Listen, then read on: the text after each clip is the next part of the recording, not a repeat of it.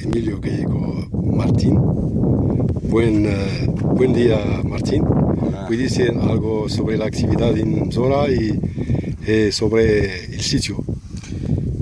Bueno, el Cromlech de Sora es un monumento prehistórico, megalítico, que consta de 167 piedras y que se supone que cumple una serie de funciones rituales para las tribus antiguamente, a la vez que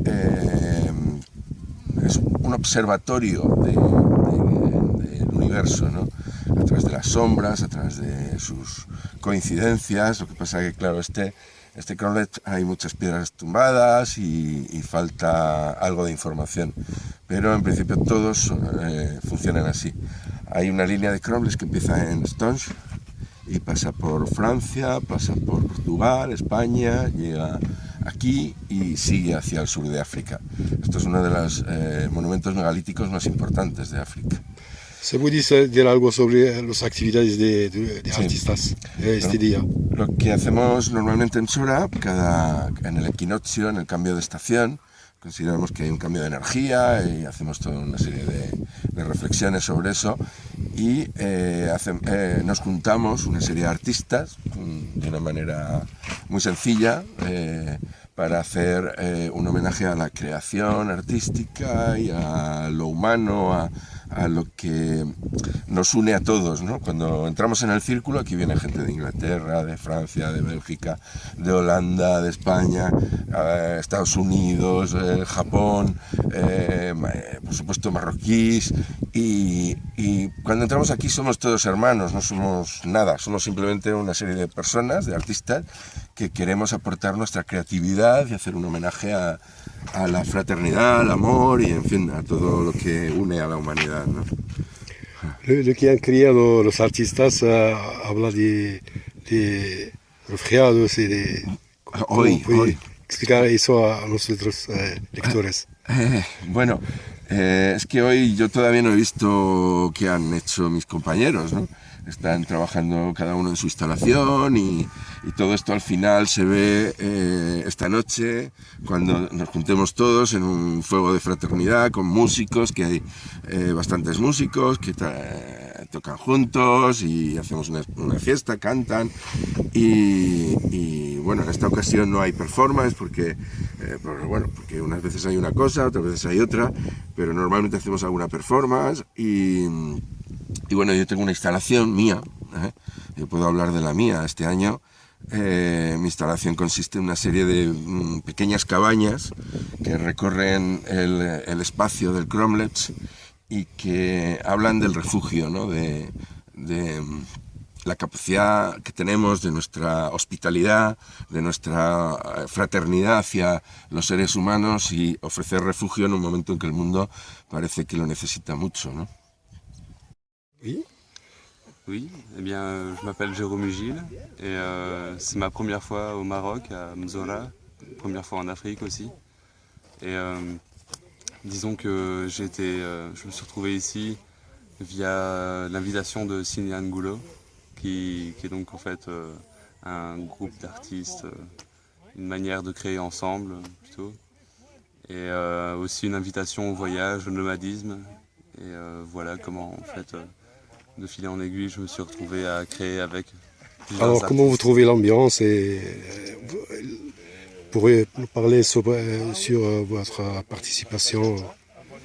Oui, l'ambiance est très chouette, quoi. C'est vraiment très convivial, le fait de créer ensemble sans forcément avoir de projet bien précis à élaborer de A à Z. Les choses se font vraiment selon le chemin, avec ce qu'on rencontre sur l'autoroute. Pouvez nous parler de votre profession et de votre... En fait, je viens de terminer mes études.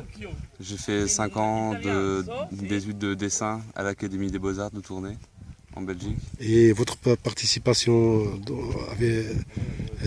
aux activités de cette rencontre? J'ai commencé à faire un cercle de pierre dans le cercle de pierre. Pouvez nous parler sur votre participation? Ces pierres-là, comment vous l'avez collectées et comment vous symbolisez cet acte-là? Eh bien, j'ai commencé à faire une spirale avec les pierres qui étaient vraiment au point où elles étaient toutes rassemblées en fait. Donc je remarque qu'il y a 4 collines qui étaient en fait avant un tumulus qui a été séparé en 4. Et à la place d'un des tumulus, il y a le trou dans lequel il y a les pierres. Elles étaient là, elles m'attendaient. Alors Donc j'ai vous avez commencé donné à une faire autre la vie spirale. avec Voilà. des pierres qui sont par exemple abandonnées ou bien... C'est aussi un sont- peu pour se reconnecter aux ancêtres, aux- aux constructeurs originels du site, vraiment à ceux qui ont pu construire cet endroit. Le fait de recommencer le même genre d'acte en spirale pour vraiment montrer que ça tourne toujours sans jamais s'arrêter. سي لا في كنت نستضيف الاخ عثمان أخجيج اللي غادي باعتباره منسق ديال هاد الانشطه اللي كتجري في مزوره مجموعه من الفنانين اللي يتكلم لنا يعني الظروف اللي كتجري فيها هاد الانشطه ويتكلم لنا كذلك على الانشطه اللي كتشهدها هاد الفعاليات هذه في مزوره. المهم هادي دابا النسخة السابعة من الملتقى تعدد الثقافات ديال المزورة. المهم تقريبا هادي 3 سنين كننظمو يعني بشكل كيفاش نقولو رسمي، بغيت نقول يعني كتدخل واحد الجمعية اللي كتنظم الفعاليات بالنسبة للمدينة ديال العرايش. وهاد الملتقى كيجمع ديما فعاليات من العالم كامل. المهم فنانة اللي الخدمة ديالهم ولا الأعمال ديالهم مختلفة على شنو كنشوفو في الميديا ولا في التلفازة يعني. كنلاحظوا بان الفنانين يعني كيحاولوا يجسدوا بعض الاعمال في اليوم خلال كتكون انشطه مثلا فنيه وكذلك في المساء يعني انشطه غنائيه ولا موسيقيه مثلا لمجموعه الفنانين. هي كل واحد كيجيب واحد الخدمة ولا واحد العمل اللي يعملونه في مزورة، كيمثل واحد الفكرة ولا واحد التيمة خدام عليها. المهم كنتبادلوا بزاف ديال كتقييم اولي بالنسبه للفعاليه ديال السنه هذه بالمقارنه مع السنوات الاخرى كيف كتشوف هذه السنه هذه؟ ودابا ليديسيون باقي ما ساليتش باش نديرو تقييم يعني اولي يعني اليوم الثاني. ما نقدرش نقول لك. هو كل مره كيجي واحد جديد، كل مره كيجي واحد فكره جديده، كتشوف ناس جدادين. ما تقدرش تقول هاد ليديسيون احسن من هاد ليديسيون ولا هاد ليديسيون قبيحه على هاد ليديسيون ولا ناقصه ولا. اللي مهم هو كنجيو كنتلاقاو كندوزو مثلا كنتشاركوا الخدمات ولا الاعمال ديال كل واحد.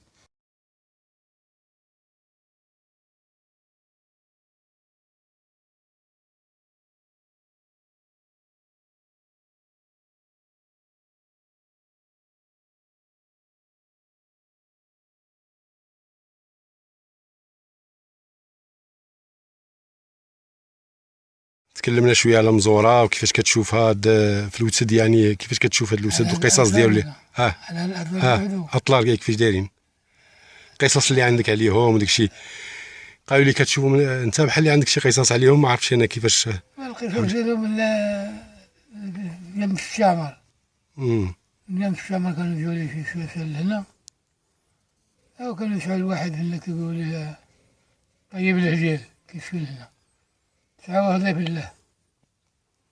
المغاربة بالجوع والعراء والحفاء والصيبان والقمل تعال ياكلوا الناس في فرق الشباب بالملحة ياكلوا الربيع. شافوا تاعي وذاك الناس مرحبا ضيف الله.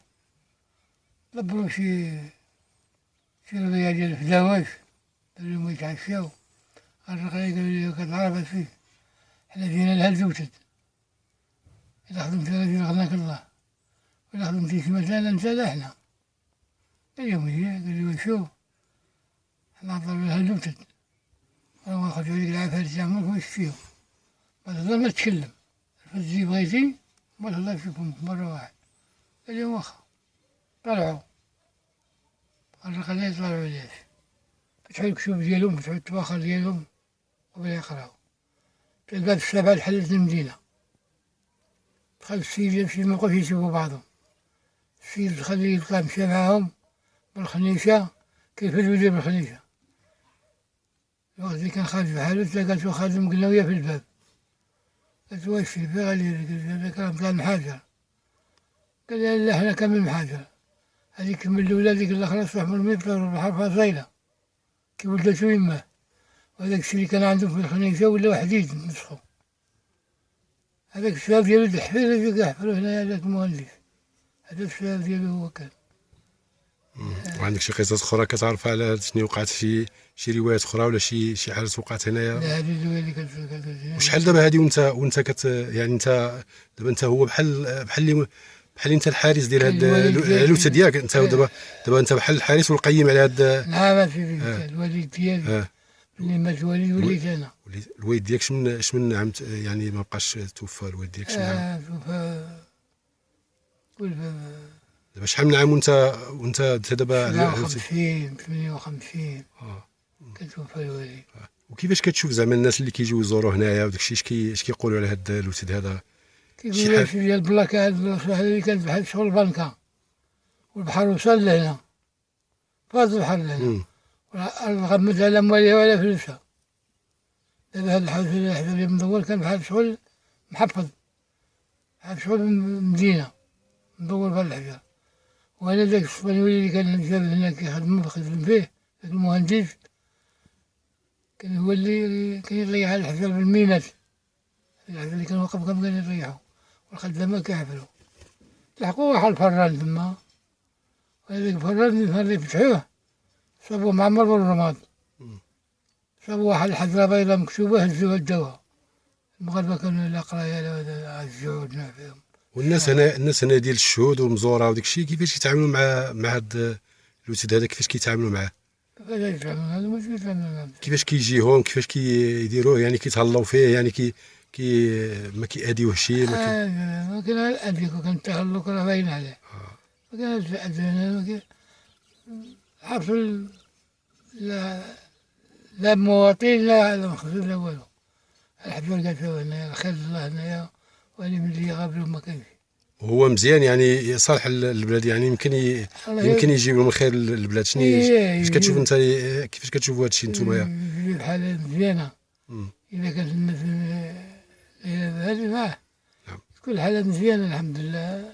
البلاد مراقبه يعني هو بقى كيجيب الخير للبلاد وديك الشيء بقاو كيجيو الناس زوار كيجيو الناس يزوروا ويشوفوا والناس كيتصلوا معاهم والناس كيتبادلوا معاهم الافكار وداك الشيء كيتناقشوا معاهم داك الشيء الناس تبدلوا الافكار ديالهم وكيعرفوا القيمه ديالو. هي نعمه اللي مروجه الناس مروجه بالسبب ديالو هو بحال الحجر هذا لازم كياكل طبل الخبز شحال حنايا تعال اليوم الحاله ديالو هو هذا.